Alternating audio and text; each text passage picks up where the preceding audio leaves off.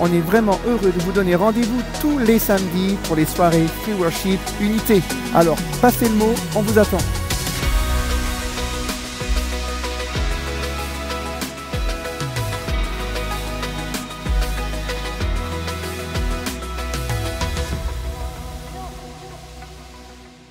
Ne ratez pas votre programme tous les mercredis.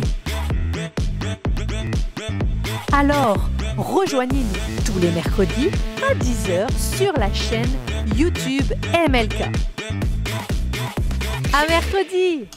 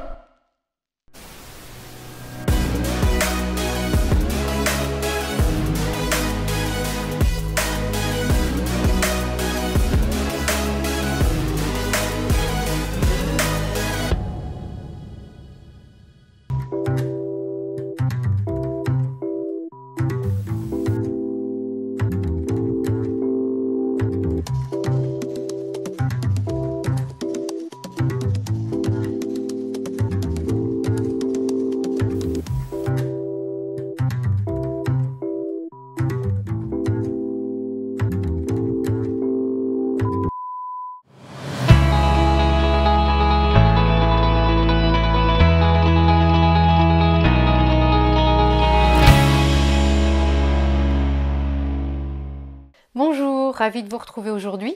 Nous allons partager le thème quand nos enfants quittent le nid. Alors c'est quelque chose qui me concerne directement, surtout en ce moment. Comme vous le savez, j'ai 4 filles. Les 2 aînées sont parties en quelques mois, il y a quelques années déjà. Et puis les 2 dernières, en ce moment, sont en train de quitter le nid. C'est l'histoire des oiseaux de Rachel. Et c'est vrai que à l'image d'un nid avec des oisillons, les oisillons grandissent et puis un jour ils quittent le nid. D'ailleurs on appelle ça le syndrome du nid vide. Alors ça ne concerne pas que les mamans qui ont des grands enfants, parce que moi j'ai envie de parler à toutes les mamans, parce que les enfants un jour ils vivront sans nous et c'est important de ne pas oublier ça. Alors à chaque fois qu'une de mes filles a quitté la maison, je l'ai vraiment vécu comme une saison de deuil. C'est vraiment dans la tête ou dans le cœur de se dire qu'on ne vivra plus jamais le quotidien pareil. À la table, le soir, il manquait 2 personnes, mes 2 filles. On n'était plus que 4 au lieu de 6 et bientôt nous serons plus que 2 au lieu de 4. Et c'est vrai qu'à chaque fois, ça demande du temps pour accepter que la saison se termine et qu'une autre arrive. Et en même temps, c'est assez spécial parce que nos enfants, ils ne le vivent pas du tout pareil que nous. Eux, ils sont très enthousiastes et pressés de rentrer dans leur nouvelle saison. Alors je me souviens de ces valises ouvertes, des cartons, de l'excitation dans la maison, de la découverte de leur studio, de leur appartement, de ces pique-niques aussi improvisés qu'on avait avec eux et tous ces achats qu'on faisait pour les installer. Et c'est vrai que c'est comme plein d'émotions en fait, contradictoires qui se mélangent en nous. De la joie, en même temps on sait que bientôt ils seront plus là et puis on n'entendra plus la porte d'entrée le soir avec maman je suis rentrée, ce genre de choses, ces confidences dans la salle de bain ou les conseils, la cuisine qu'on pouvait faire ensemble.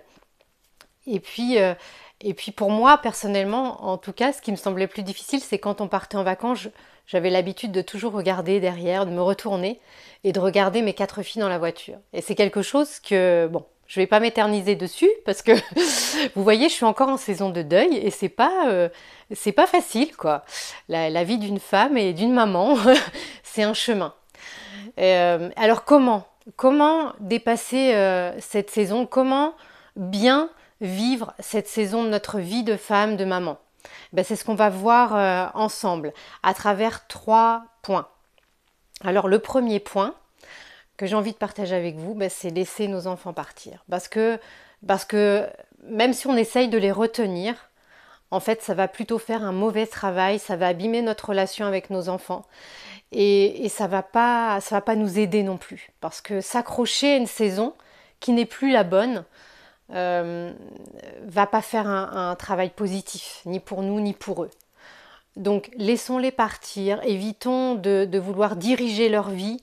Nous avons semé en eux, faisons leur confiance et laissons-les faire leur choix à leur façon. Alors c'est un exercice, hein, j'en ai parlé dans la vidéo précédente, hein, vous pouvez la regarder si vous ne l'avez pas regardée. C'est un entraînement, c'est du quotidien, mais c'est ce qui va permettre d'avoir des relations apaisées avec vos enfants et constructives. Alors il va falloir trouver un nouveau fonctionnement.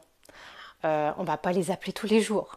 Je sais que nous, ce qu'on a trouvé, c'est qu'on a un groupe WhatsApp, par exemple, maman et ses filles, et ça nous permet d'échanger des astuces culinaires, des idées déco, mais aussi se rappeler des bons moments. Des fois, mes filles retrouvent des photos, on se partage des photos, et puis des fois des vraies leçons de vie. Et ça se fait comme ça naturellement, spontanément, sans habitude. Et voilà, je vous encourage chacun en fait à trouver ce nouveau fonctionnement qu'il va falloir trouver. Alors, la deuxième idée, c'est prendre soin de soi. C'est vrai qu'on peut penser par exemple qu'ils n'ont plus besoin de nous. On peut se sentir inutile. Et puis commencer à se dire mais qu'est-ce que je vais faire maintenant? Une sorte de vide émotionnel qui est pas évident en fait. Et je crois que c'est vrai que d'être intentionnel et de dire ben je vais organiser mon quotidien autrement et je vais prendre soin de moi. Je vais passer du temps avec le Seigneur et je vais le laisser me redire qui je suis.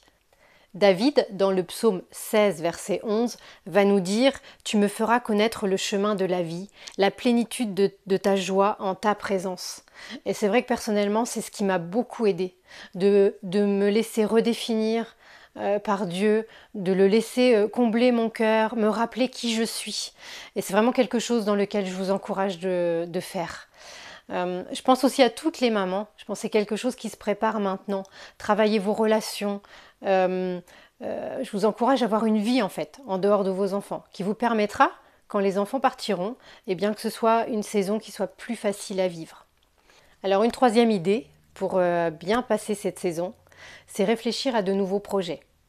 Alors on va avoir plus de temps, du coup on va pouvoir réfléchir à de nouvelles choses. Alors si vous êtes en couple, c'est le moment aussi de passer plus de temps à deux, de reconsolider peut-être le nous, avec des repas en amoureux, des activités, des week-ends. Maintenant, si vous êtes maman solo, c'est sûr que c'est une saison qui va être... ça va être important que vous soyez intentionnel et que vous puissiez réfléchir à cette nouvelle saison et vous créer de nouvelles activités. Peut-être découvrir des talents que vous avez, peut-être vous aviez des choses à cœur que vous n'aviez jamais pu explorer. C'est le moment. Je crois que le Seigneur peut mettre aussi sur votre cœur des projets, des idées. Vous pouvez aussi vous investir du temps dans une association, par exemple. Moi, ce qui m'aidait, c'était par exemple quand mes deux aînés sont partis, à chaque fois j'ai changé la fonction de la pièce. Alors soit c'est devenu une chambre d'amis ou un bureau, vous pouvez aussi en faire un atelier, ce que vous voulez. Rien que de refaire la déco, la peinture ou de changer les meubles, ça fait du bien en fait. Parce que ça nous aide à acter la nouvelle saison. Voilà, moi je vous fais part de mon cœur ou ce qui m'a aidé, et puis je suis encore dedans, donc voilà. Il y a un verset que j'aime beaucoup qui nous dit dans Lamentation de Jérémie, « Les bontés de l'Éternel ne sont pas épuisées, ses compassions ne sont pas à leur terme. Elles se renouvellent chaque matin. Oh, que ta fidélité est grande !» Et j'ai envie de vous dire, oui, ces bénédictions, ces bontés se renouvellent chaque matin.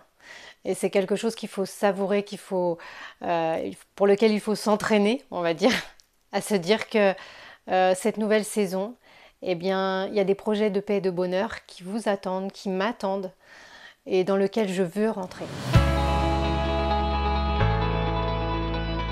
Alors, le défi. J'ai prévu 3 défis.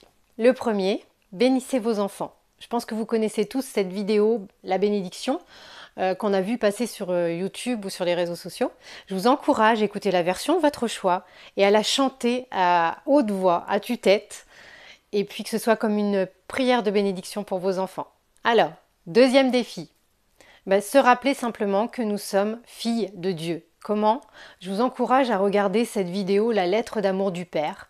Sélectionnez 3 versets qui vous touchent Et puis les afficher sur votre frigo, dans votre salle de bain, l'idée étant que vous puissiez les lire tous les jours et les confesser à haute voix tous les jours. Et le troisième défi, c'est entretenir vos relations.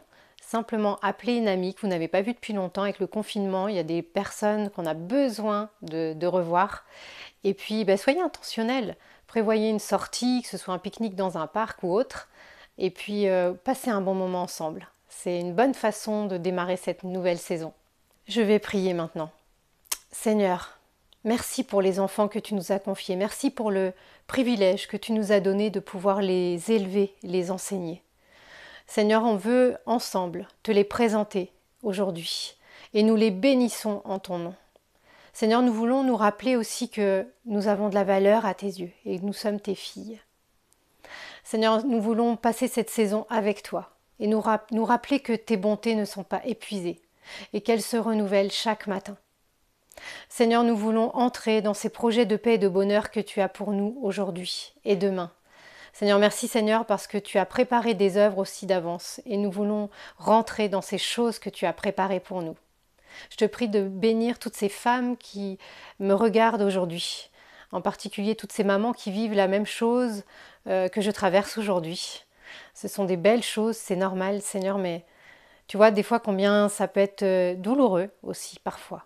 Seigneur, merci parce que je sais que tu es là et que tu vas les accompagner, m'accompagner dans cette nouvelle saison. Au nom de Jésus. Amen. Merci à chacune d'avoir suivi cette vidéo jusqu'au bout. Si vous avez des questions, si vous avez besoin de partager, vous pouvez nous écrire à mlkfemme@egliseemlk.fr. À bientôt. Au revoir.